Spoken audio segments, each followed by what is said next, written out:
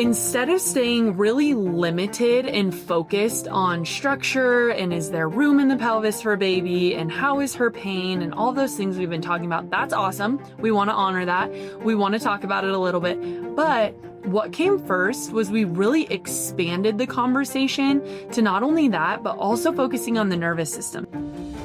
All right, chiropractors and chiropractic students, welcome to the Family Practice Podcast. You know, the one you've been waiting way too long for, because this podcast will actually stay focused on chiropractic. Not only what it takes to get world-class clinical results for kids and families in your community, but also what it takes to build a legendary, incredible family practice that takes care of your family way beyond your dreams. I'm Dr. Tony Ebel, and I'll be joined by Dr. Matt Hill, Dr. Allie Wright, Jackie Jakubowicz, and incredible guests, Chiros, associates, CAs, all these folks making massive impact around the world. We're going to cover everything: pediatrics, perinatal, family practice. This is the podcast you've been waiting for, because moms and dads and families have always needed us. Now they're finally ready for us. I hope you're ready for the Family Practice Podcast. Let's go. Welcome back to the Family Practice Podcast. I'm one of your co-hosts, Dr. Allie Wright, and today we are going to be diving into care planning for pregnancy. Now, this topic on the surface seems rather simple, and you're like, okay, why do we need a whole podcast episode on care planning for pregnancy? But then we really started over the last, honestly, 3 years, we really started to dive deep into this topic. And so I want all of us, while we're listening to this podcast, to just sit here with one another and to be vulnerable and to really have a heart check, because I definitely had to check my heart when it comes to care planning for pregnancy. And I know that the rest of us docs at PWC really had to check ours as well. Dr. Tony, rightfully so, his heart is so set on the perfect storm and just really, really helping those patients heal. And he does a phenomenal job. And he has reached out to, he really is owning it in the world amongst this topic. And so when Dr. Jonah and I arrived at PWC for our internship, we started to kind of slide in some pregnancy things and really felt that that was our passion. And what's incredible about Dr. Tony, if you don't know him personally, if he sees your passion, he tries to dig deep and pull it out of you, and he wants to support you in that. And that's exactly what he did for us and the rest of the doctors at PWC. And so this is really, he knew this from the jump of care planning for pregnancy, and the perinatal phase of life overall is so incredibly important, especially when it comes to preventing the perfect storm. So as doctors, as CAs, as students, whoever's listening to this, I do, again, want us to just check our hearts on this of, the biggest question I want to ask us today is, if we are calling ourselves nervous system focused chiropractors, are we bringing that nervous system focused vibes, you could say, to our pregnant patients? Because for so long, as a whole, and I'm really generalizing here, but as a whole, our profession has been really, really stuck in looking at pregnancy from a structural lens, looking at it as pain-based. Maybe we're taking an approach that says, let's just wait and see, or we will, do more adjustments as time goes on, or as you get more uncomfortable, or as we're starting to prepare for birth, or let's check your sacrum. How's your round ligament pain going? Is there enough room for a baby? If there is a breech baby involved, we're really, really good in that aspect too. And I don't want us to lose all of that. And I don't want to downplay that at all, because that's incredibly important too. If you have been pregnant, you know that you do not want to be in pain, right? Your body isn't doing and going through so many changes, and that's what all of our patients' bodies are going through too. And so we want to make sure that we are owning that side of things as well.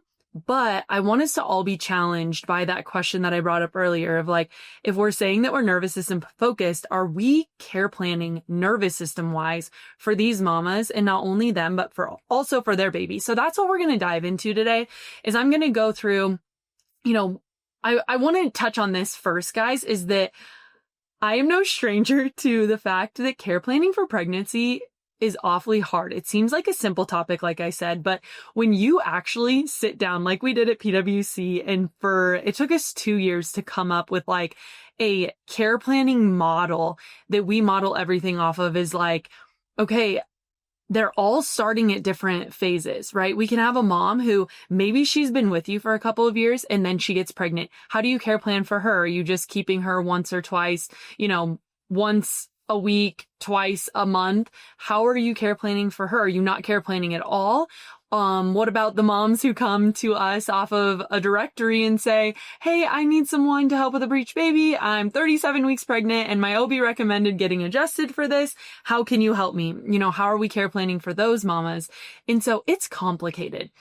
Everyone's different. There's an end date, right? All babies are born. And so there's an end date of when this baby has to come out. You can't be pregnant forever. So that also plays a part into the care planning. So it is tricky. So I want us to recognize that too.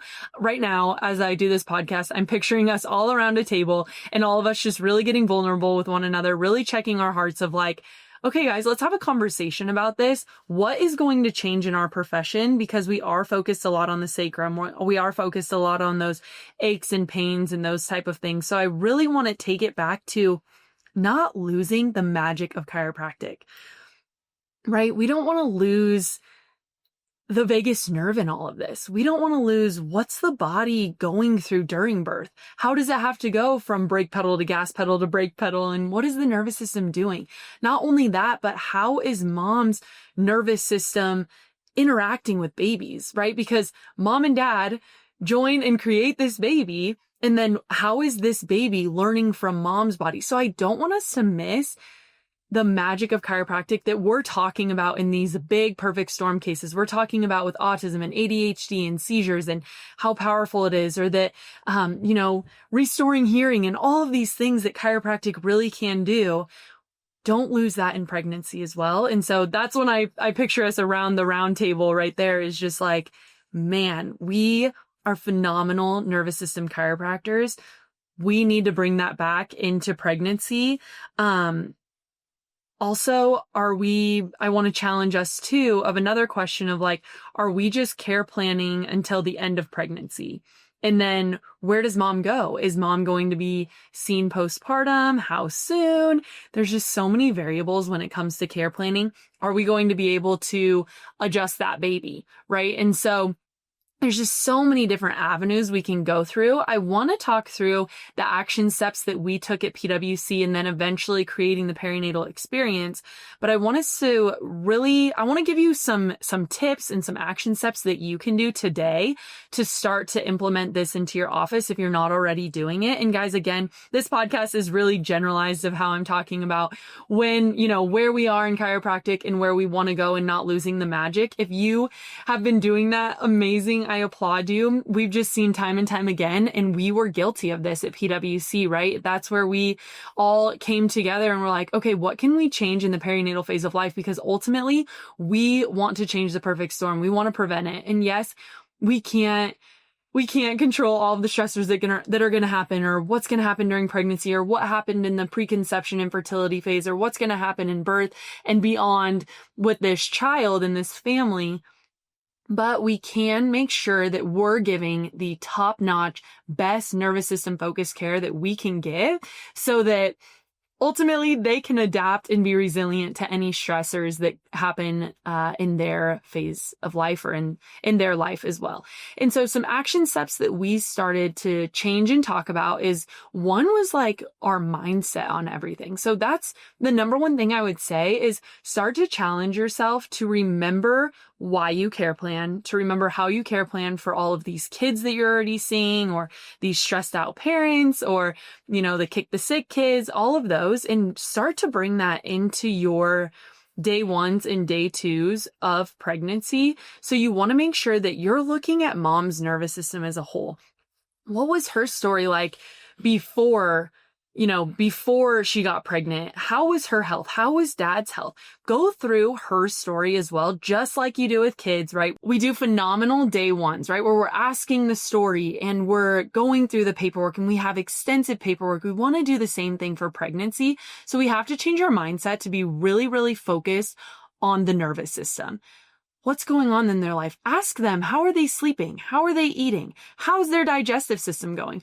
Are they moving? So we're not just focused on pregnancy, but we're looking at this human being, at this woman as a whole. How was her menstrual cycle before? How, was she ever on birth control? Just asking those questions and really piecing together all of the information to look at her nervous system. Is she stressed? Does she have a little bit of anxiety or anxious thoughts? How is she feeling about pregnancy?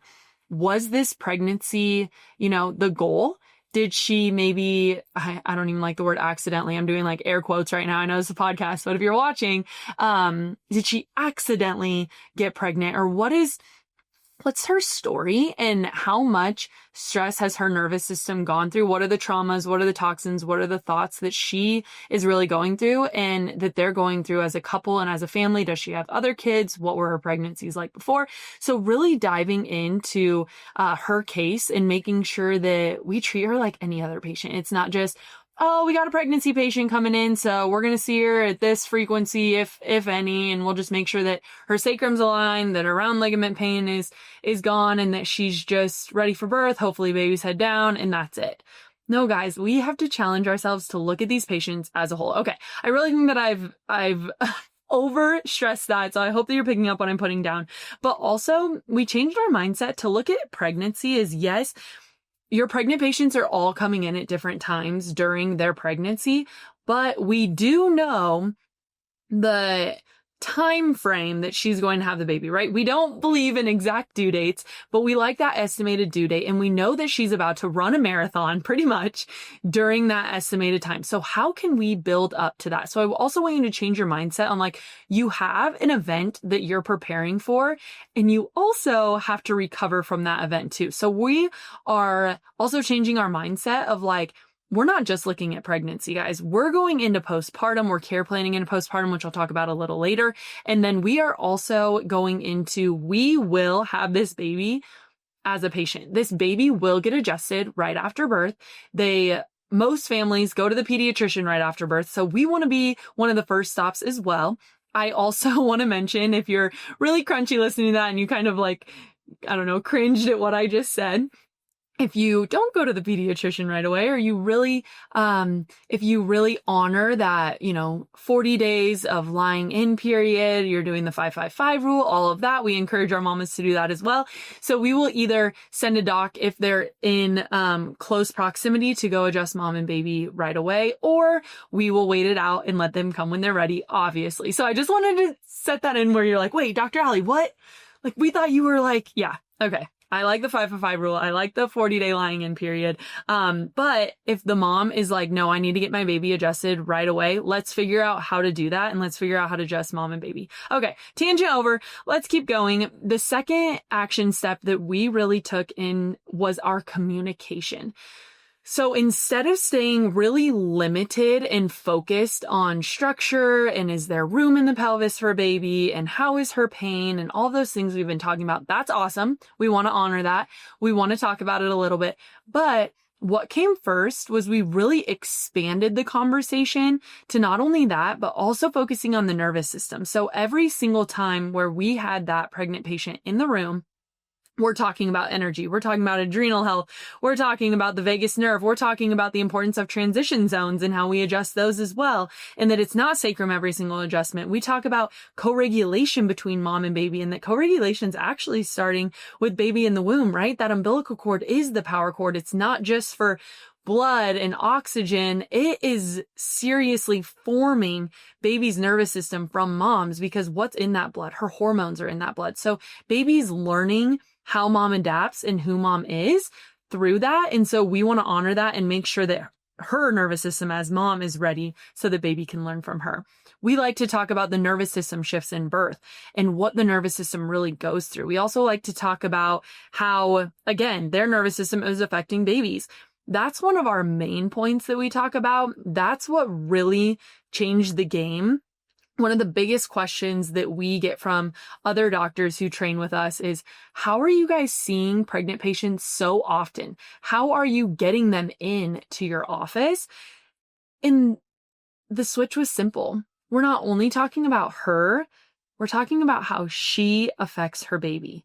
I mean, she's growing a human from scratch. It's phenomenal. And it is the biggest, in my opinion, the biggest miracle of life, because it is actually growing life from 2 cells, which is incredible. And so we're talking and taking that route of things of we're focusing so much on baby and mom in that communication, that mom will do anything for her baby.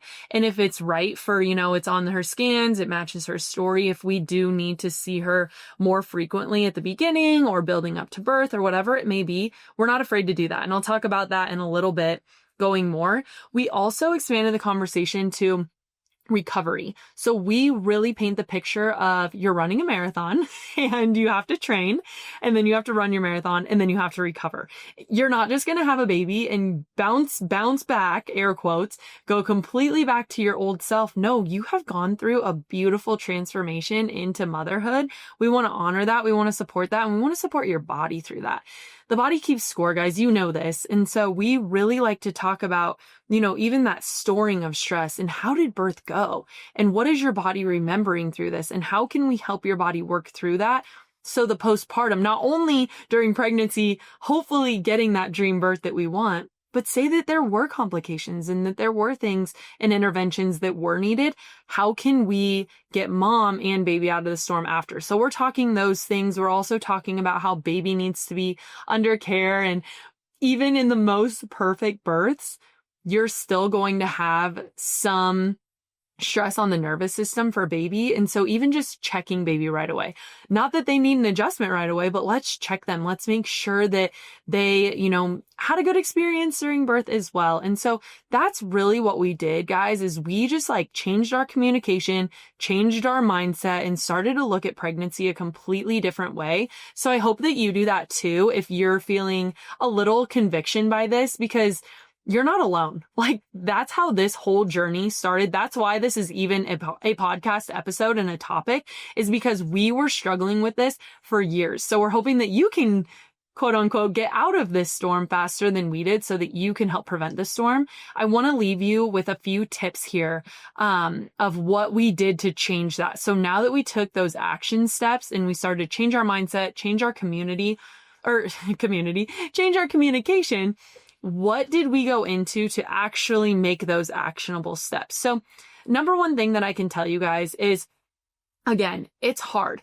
Care planning for pregnancy is really hard because they all come in at a different time, because there is an end date. And so we want to make sure, again, I'm going to stress this, say it 1,000 times, that you are focusing on her nervous system.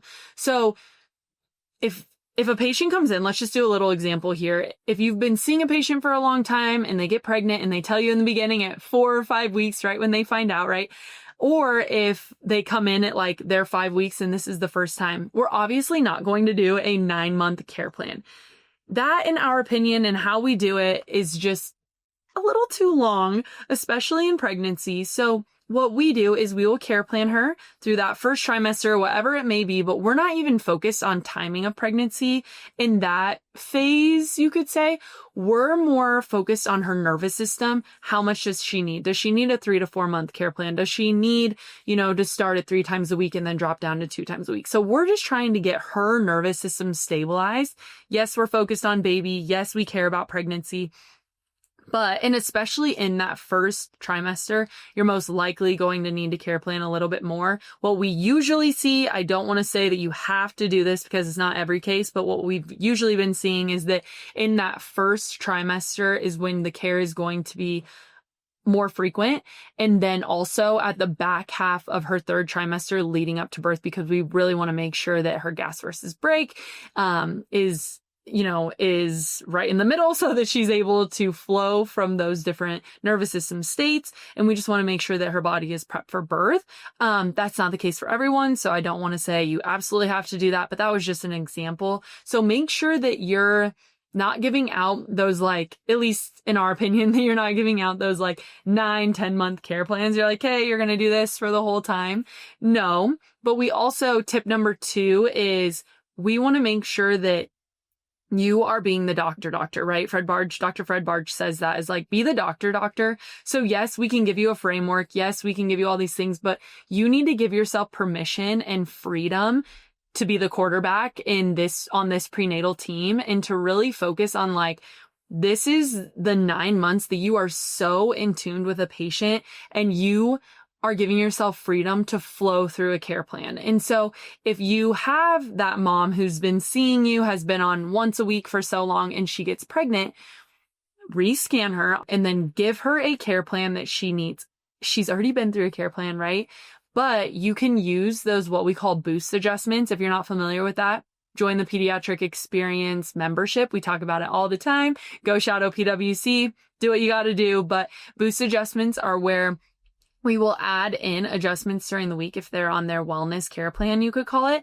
And we're not afraid to do that. So we've done that quite a bit, is like when they're already a patient, they get pregnant, and we're like, hey, during this first trimester, or at least the first month right here, let's go 3 times a week, or maybe you think 4 times a week. Let's go 4 times a week for the next 4 weeks. Then we're going to rescan you, and then we're going to go from there. But it's never a wait and see. We always have a plan after a scan. I love how that rhymes, but it's true. Like, that could be a quote. We always have a plan after a scan. That's why we scan frequently, and we're always getting that plan in place. And we're doing it for each trimester just to make sure that they're getting that momentum going into birth. So give yourself freedom to do that. Give yourself freedom to change it up a little bit.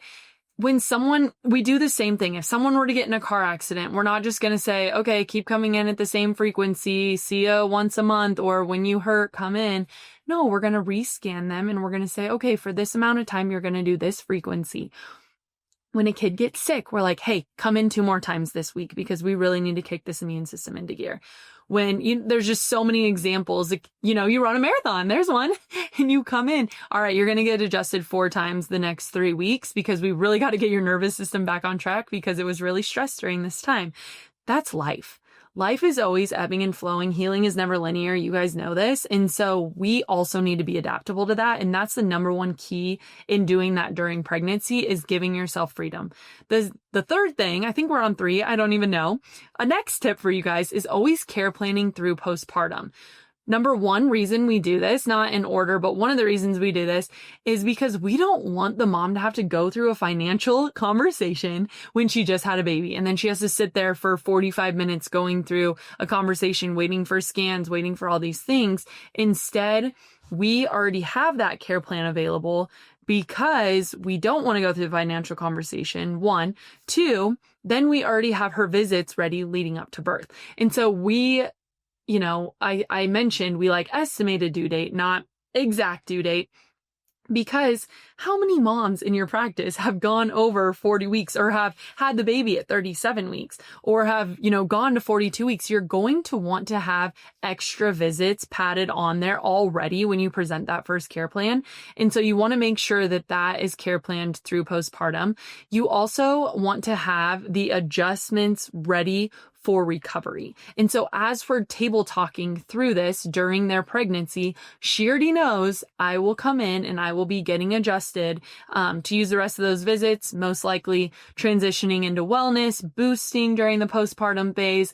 And so she will know that because you've table talked and have done a really good job of mentioning this. She will also know that her baby will come in, get a fresh scan or their first scan, right?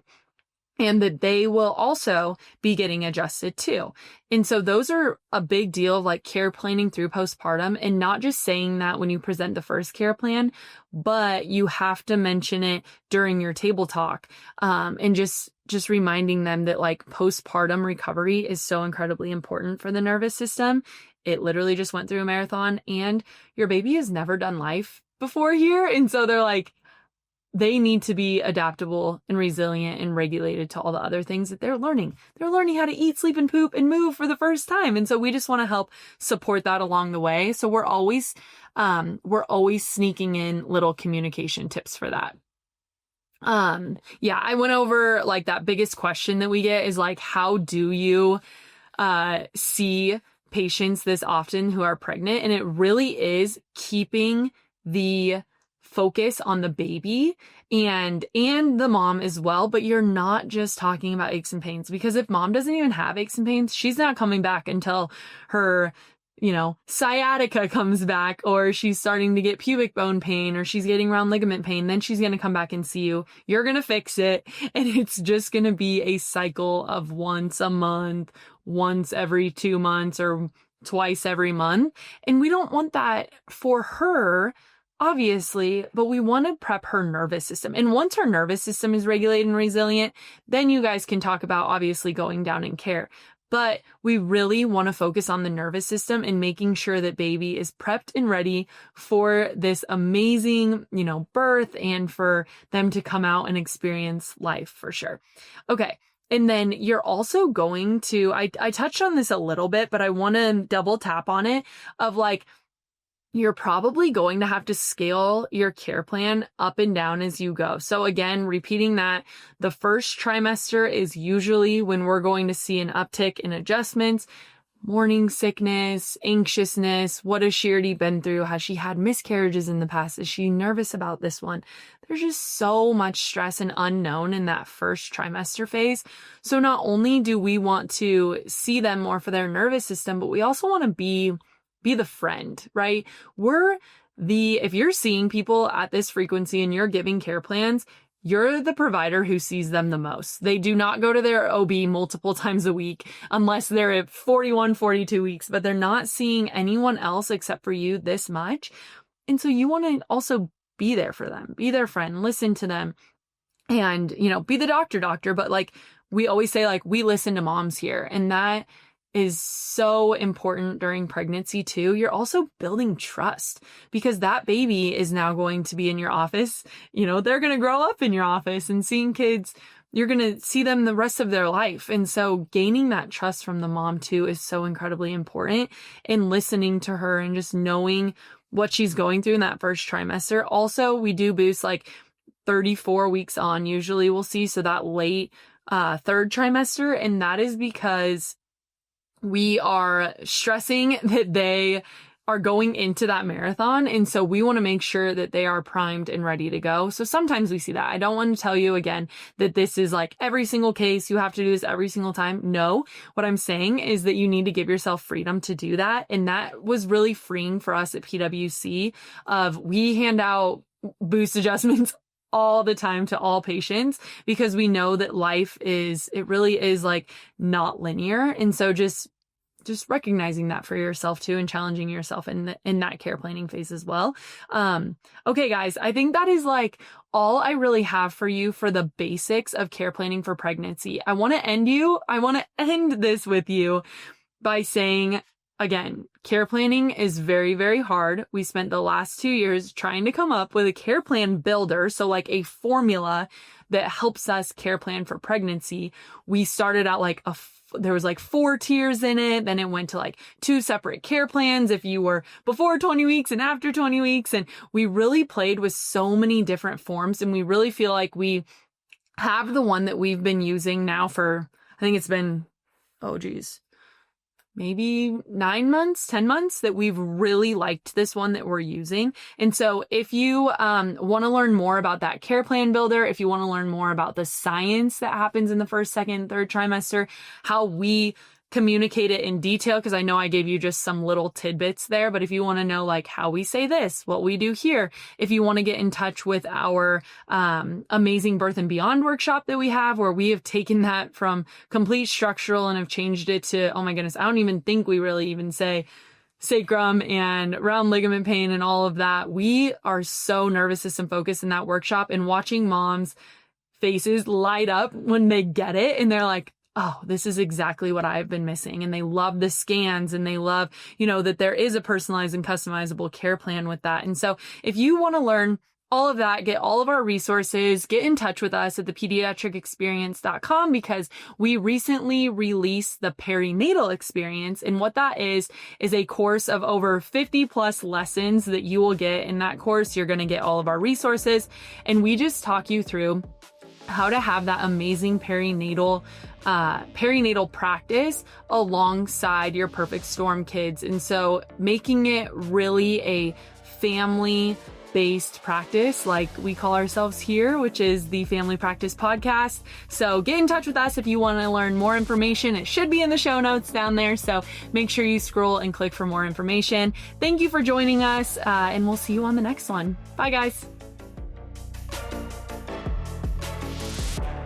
Hey, Dr. Tony here, and I wanted to say thank you for listening to the Family Practice Podcast. If you enjoyed this episode, like and subscribe to the show so you don't miss a thing. Also, if you're looking for more content from us, you can absolutely subscribe to our newsletter, watch exclusive episodes on YouTube, and dive deep into the articles and blogs on our website. All of this is linked in today's show notes. Thanks again, and we'll see you on the next episode.